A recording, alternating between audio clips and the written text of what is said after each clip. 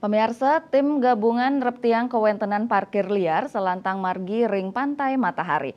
Palinggihan sene parkir Selantang bypass Ngurah Rai saking traffic light simpang GBB nuju sisi Kaje kantos simpang Pantai Matahari terbit poleh uratiang saking petugas.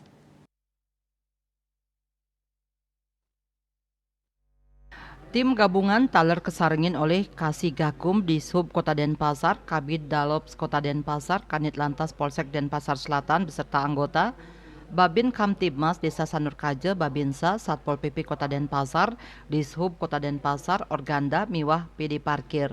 Panertian inucap kaulengang Selantang Margi Bypass Ngurah Rai saking traffic light simpang GBB nuju sisi Kaje antuk kelaksanayang sterilisasi kendaraan sani mareren utawi parkir Selantang Margi Bypass kantos simpang Pantai Matahari Terbit Desa Sanurkaje.